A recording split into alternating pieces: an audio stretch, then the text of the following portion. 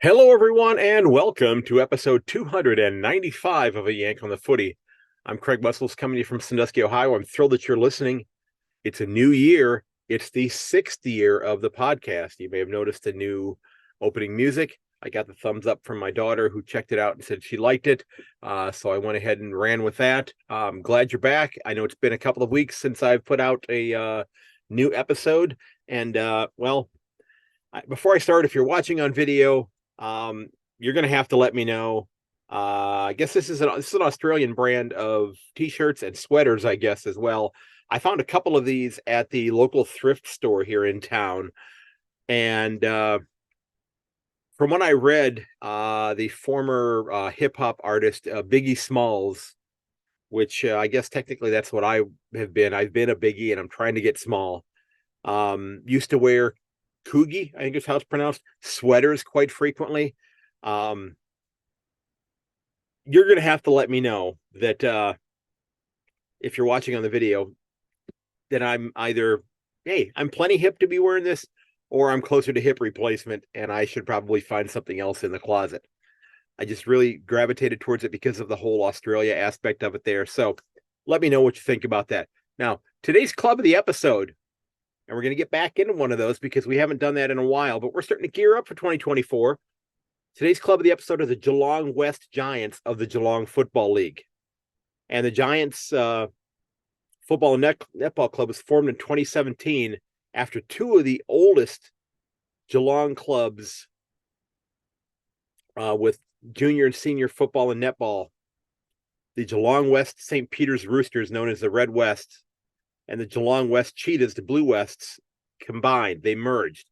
And they're the only club that plays in both the Geelong Football League and the Geelong and District Football League. And I'm not sure how that works. So somebody, if you're in this area, you're going to have to let me know how that actually works for this club. Now, the club did finish up its summer training back on 18 December, and they're going to be ramping up for a very big season here very soon. And I did notice that the club, according to their website, their junior netball trials are going to be starting on the 10th of February. So you can check out the Geelong West Giants website. I'll have that linked in the show notes. I have to tell you, I've been watching quite a bit of cricket lately during the footy off season. Before I dive into that, I'm a Cleveland Browns fan, a huge Cleveland Browns fan in the NFL. I don't watch a lot of other NFL football besides the Browns games. Yes, I've been a bit of a glutton for punishment for the last couple decades because we've been god awful. And if you follow the NFL now, well, the Browns are actually sitting at, I believe, 11 wins and 5 losses. They are in the playoffs this year. They have an outside shot at playing in, well, they're going to make the playoffs, but possibly winning their division, depending upon what the Ravens do over the next 2 weeks. But since I don't watch a lot of other football, all the college bowl games that are going on, I've not watched any of those. We have college football here, which is massive in terms of the money involved in that game. But I don't watch any of that. But I've mainly watched T20 cricket, the short form cricket. I've been watching a lot of, old IPL. I watched all of the Major League Cricket games here in the United States this summer. But I've started following the BBL fairly closely. I chose to become a Hobart Hurricane supporter, and they're scuffling a little bit this year. Great story, though, that I do want to delve into here a little bit today. But I have to tell you that the one player that I've been most impressed with this year watching the BBL, and I have a feeling if you're an Australian cricket fan, you just have to be kind of licking your lips and just kind of going, okay, this is going to be awesome. Is Jake Fraser McGurk. I mean, this is just a strapping lad. This is a big kid. I think he's 21 years old. And I saw there was an article that was posted yesterday in Code Sports. And he's playing for the Renegades. He hit a 70 off of 37 balls, was the man of the performance in the most recent game. But he is somebody who just absolutely mashes the ball. Now, of course, he's playing white ball format right now. I only have a red one. I brought this one back from the UK back in 1996. I've had this one for a while. never thrown it at anything. It's never been hit by anything. But he says that he wants to play Test cricket. And I have to tell you, and I'm going to get into this in a second. I did watch my first little bit of Test cricket this weekend with the Australian team and the Pakistani team, and you'll have to let me know if I'm off base here as far as the differences between the games. Okay, now again, this is a 21-year-old young man, but is this somebody that in the next couple of years is likely to find his way on the Australian national team, who's going to be going up against playing teams like India and England and Pakistan and, the Netherlands, I guess, was involved. New Zealand. Are they going to be playing some of the, is he going to be part of the club playing with these and against these other clubs? Is this the kind of, athlete that the national club will be looking for? Because, we have a saying here in Major League Baseball, or at least people who watch baseball, since I don't anymore. There used to be an old adage, and it's a little, it's not terribly politically correct. And I'm just going to go ahead and say it anyway. And I'm going to ask you a follow-up one here. So I'm going to get you, probably some people mad at me here, but there used to be an old line that used to go, chicks dig the long ball. They like when players hit home runs. And quite frankly, unfortunately, we're at a point in time right now where Major League Baseball seems to only like home runs. So it's all about launch angle and exit velocity and that sort of thing, and not learning how to hit the ball the other way. That's one of the things that I really love about watching cricket, is that it's three-dimensional.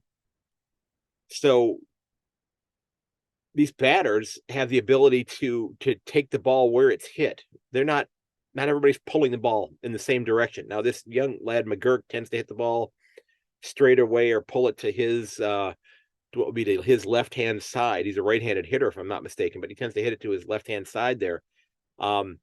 Is there a saying in cricket where chicks dig the six? It's basically the same thing as chicks dig the long ball. I don't know. If there's not, and somebody makes a shirt out of that, I want 1% of the cut. Okay. So, like I said, I watched my first Test cricket and I've been intrigued by it. Now, I have the Willow TV app here in the United States, and I'm really enjoying that because I'm watching cricket from all over the world, and it's been the short form so far. I'm watching Legends cricket in India, so these are athletes who've played the game who are, a little bit older. I saw some players that are in their early 40s who are out there playing, but these are folks that people who follow the game have known for a long time who are out there playing, and I'm enjoying watching it. Now, the Test cricket is certainly at a different pace, if I'm not mistaken. Would you agree with me on that? Because it's, T20 cricket, you've got 120 balls being bowled, and then that's it. You're out. You're done. And the next team's into bowl or to bat. It seems as though the batting, because with T20 cricket, with the short form cricket, it seems to be a lot more instances where you see players maybe swinging for the fences, if you will. And I would say cumulatively, there are probably not more sixes, but in that shorter format, it's more compressed. So it seems like they're happening with more frequency. But the batters in Test cricket seem to be batting more defensively. That they're doing a great job, or attempting to do a great job, of defending the wicket without necessarily being too concerned about whether or not they're actually scoring runs. And you'll have to let me know if I'm correct on that, because at least that's kind of what it appears like to me as I'm watching it. The bowlers seem to nibble a little bit more around the wickets, and occasionally they will come in and so as I was saying, the bowlers seem to be nibbling a little bit more around the wickets. And it surely looks like it takes a little while for the momentum of the long form game to expedite itself. Now, I did not see the end of the second test between Pakistan and Australia. I didn't see the ending of it. If I'm not mistaken, I believe there was a little bit of controversy there, but I'm absolutely enjoying it. It's been a lot of fun watching it, and seeing some of the big names that are talked about. And, I know some of these athletes are also ones that are playing then on the BBL side, but they're not actually able to go there right now while this test cricket is going on. So I'm not sure how that ends up working out for the different clubs there, but they're missing some very quality players. But again, I would love to know whether or not this Fraser McGurk athlete is somebody who you think is going to find their way onto the Australian side at the national level here in the coming years. Now, there was another story I ran into that I thought was interesting, and this was actually posted just yesterday on ESPN Cricket Info, and it's from Tristan Lavalette, and I'm hoping I'm pronouncing the name there, but it's about a young man who's playing on the Hobart side, a club that I'm following, and it's a young man by the name of Nicky Chowdhury. And from what I have learned is that India tends to not let their athletes play in other competitions around the world until they decide they're no longer going to be playing in the competitions in India. So once they've decided they're no longer going to play in the Indian competition, they're allowed to pursue other avenues in cricket around the world. Switching my little tea thing into a different cup there. Sorry about that. I'm just getting over bronchitis, so I still have a bit of a sore throat. I've been coughing quite a bit lately there. But it's been a really interesting story for this young man because he got caught up in the whole COVID hysteria, if you will, having been visiting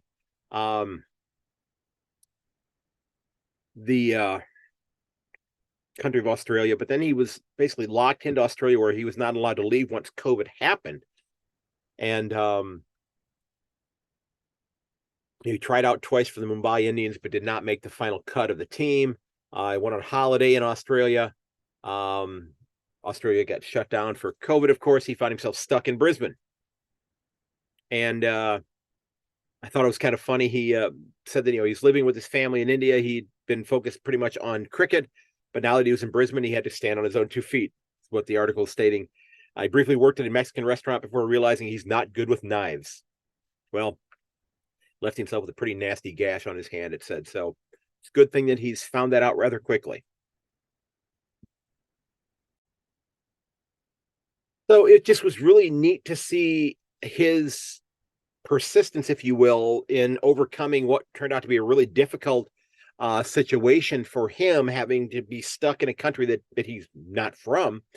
But now he's actually found his niche here, or I'm sorry, there. I'm going to say here because we're talking about Australian sport. And he was quoted saying, "My goal was to crack the Big Bash because I wanted more people to see the level that I could get to." He has found an opportunity and has been playing very well for the Hurricanes. Now they've scuffled a little bit this year. They're off to only having one win, but we shall see if that gets turned around. I know this is a shortened season this year because they cut it back from like 13 to 10 games, which I'm not a big fan of that because, I want to watch as much as I possibly can. So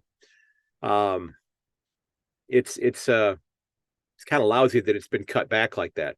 So you'll have to let me know if I'm on the right track with cricket regarding, is the batting seemingly more defensive, if you will, in Test cricket, because it seems like they just go at it in the T20 cricket, where the ball, they're attempting to throw the ball as close to the wickets as possible every single time, and the batters are more often than not trying to hit the ball a long way.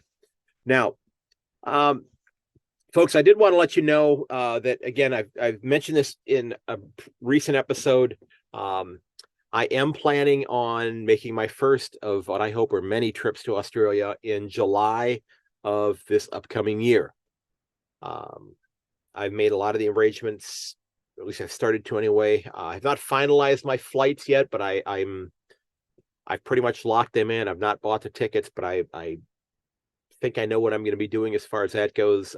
My plan right now is to fly out of the U.S. on the 1st of July, which would mean I would arrive in Australia on the 3rd of July.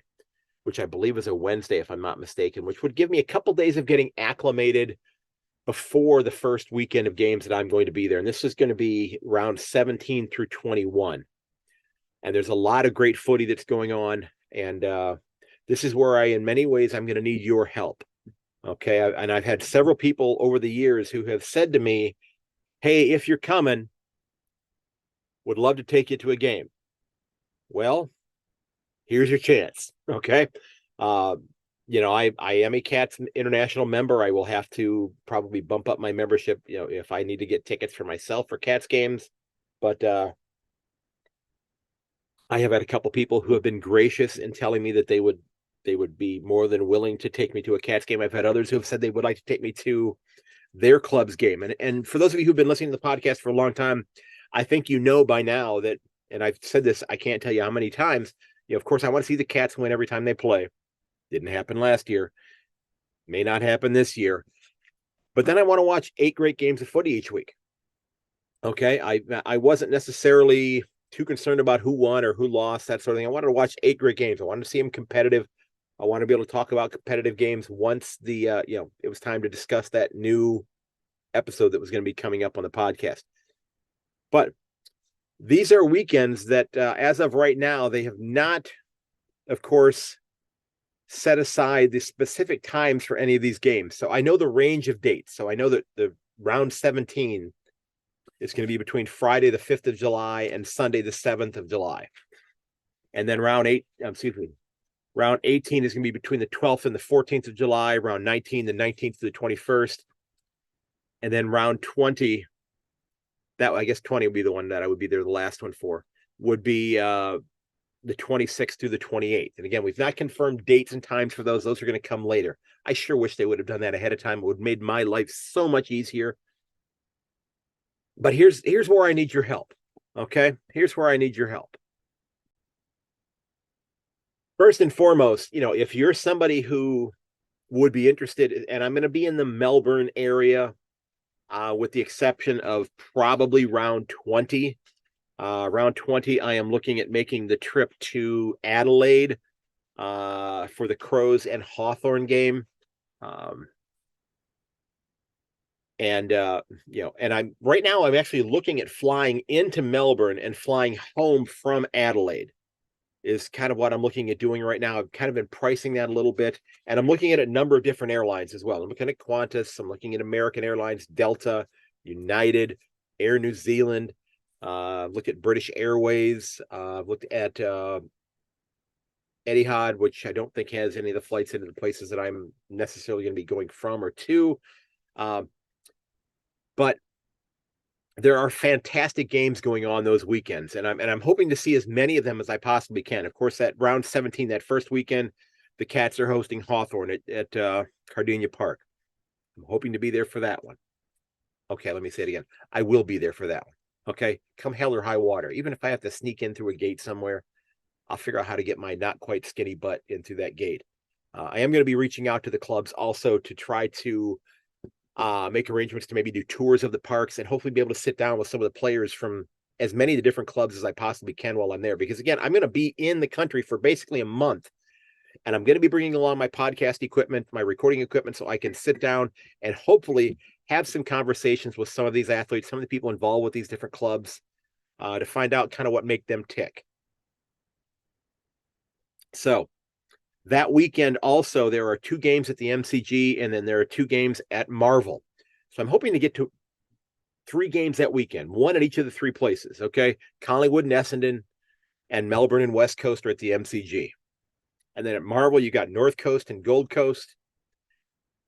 And you've got Sydney and St. Kilda also at Marvel that weekend. All right. And then round 18, there are no games in Geelong that weekend. Okay. There's only 1 game at Marvel. The Bulldogs and Carlton are playing at Marvel. And then the MCG has GWS facing off against Richmond, Essendon facing off against Melbourne, and the Cats facing off against the Magpies. Now, I'm hoping to get to 3 or 4 of those games that weekend. Okay. I think I should be able to get to at least 3 of them, because one's going to be on a Friday night, One's going to be on a Saturday night, one's going to be on a Sunday afternoon, and there'll probably be one early on Saturday.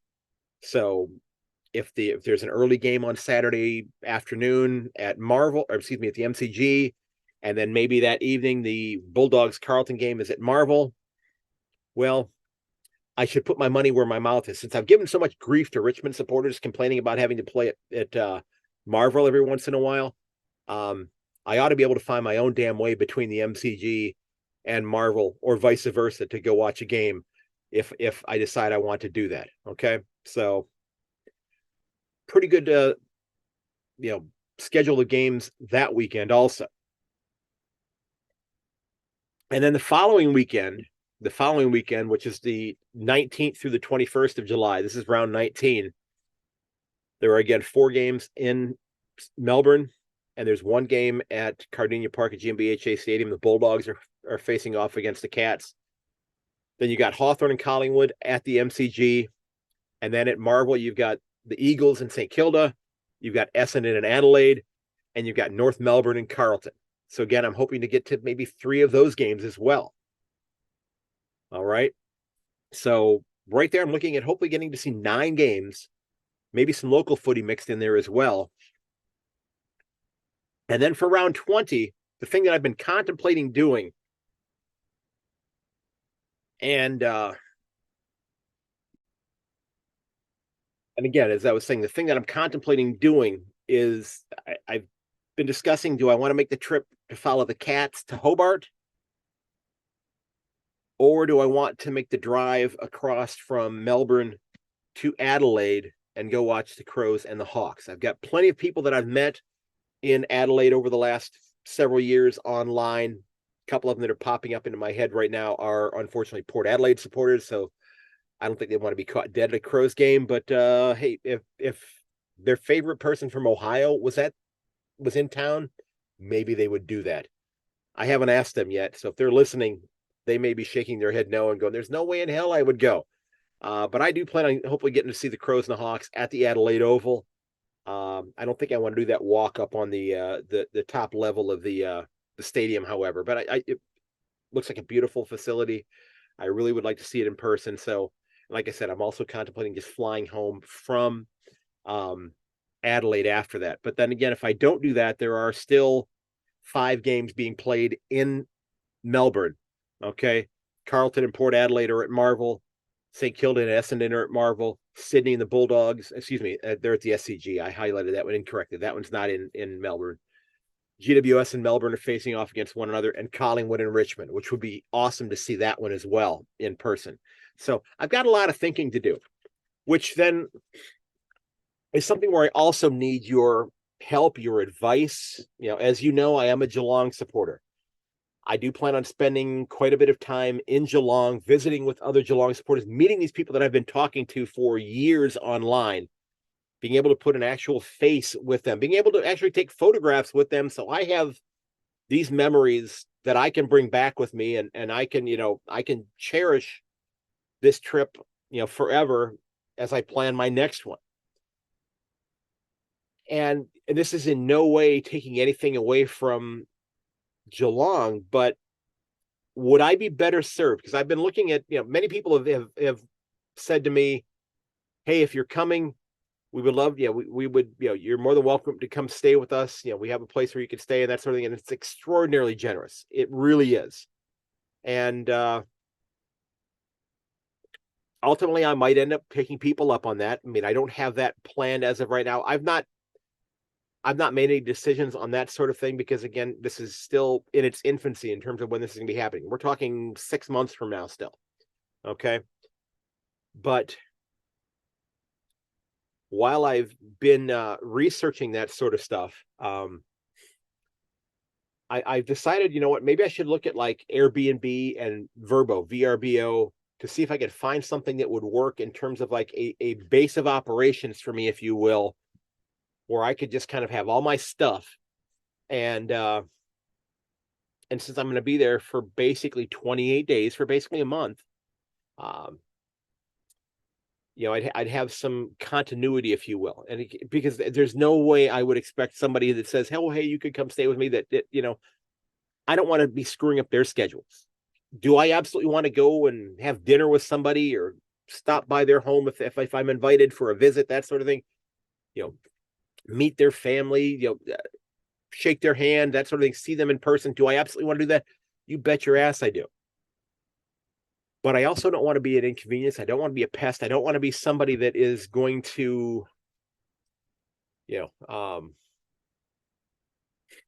I don't want to be somebody that unintentionally burns any kind of bridges. Okay, that's certainly not what I'm wanting to do with this visit. Okay, I am so excited about making this trip and meeting as many people as I possibly can. Now, how is that all going to work out? How's that going to happen? That's still, the logistics of that is still happening. I don't know how that's going to occur. Whether it's me, just posting something online saying, "Hey, I'm going to be at such and such a place if people want to stop by," etc. Yeah, I don't know. I'm planning on bringing my recording equipment so I can sit down and do some interviews while I'm there. Again, hopefully with people involved with the clubs, with local footy as well. Certainly, some of the mates that I've met up with online over the last several years. I'm looking forward to sitting down and chatting with you, hopefully in person as well. But I thought maybe if I had a place that would be a good location to do some of those things. So here's the question that I have. Okay, there's a multitude of things to do in Australia, to do in Melbourne. I've been spending an awful lot of time in this book right here, looking at places to visit, looking at places to stop off and see while I'm there. So I've been looking at lots of places in that book. I've been highlighting things in there. I've been, circling things that I want to visit. Of course, the one place I do absolutely want to get to and visit besides the MCG and Marvel Stadium is I want to get to the Vegemite factory and visit that, of course. But this is where I kind of need your help. Okay. Would I be better served, in your opinion? And this is where I want you to reach out in the comments on the YouTube channel, sending me an email at ayankonthefooty@gmail.com, reaching out on my website at ayankonthefooty.com, reaching out to me on my socials at yank_on Twitter, a Yank on the Footy podcast on Facebook, or me, Craig Wessels, on Facebook. Would I be better served by finding a place? And I've been finding quite a few of them in Melbourne that were kind of in the thick of the things that I'm going to want to be seeing. Because yes, I do want to go sightseeing in Geelong. I want to spend days down there visiting. But would I be better served using Melbourne as my home base and taking the train a few times to Geelong for a visit, and then taking the train back to Melbourne after that, and having this location back in Melbourne for me to stay? And I found several places on Airbnb that are appearing to be rather reasonably priced and would do exactly what I need them to do. Little small 1-bedroom apartments that I could rent for a month. And it would allow me to, dive into the culture of the city. But then also, if I just simply wanted to, get up in the morning and make a some scrambled eggs and an omelet, or some oatmeal, or whatever it was I wanted to have for breakfast. I didn't feel like I was having to be an inconvenience to somebody who had invited me into their home, or anything like that. And again, I'm so appreciative to those of you who have said that you would be willing to do that. But I'm thinking that it might be better if I stopped by for visits at people's homes. And I'm looking at the transportation network, and the trams and buses and trains look to be extraordinarily efficient. Of course, I'm going to need to find my way around on them a little bit.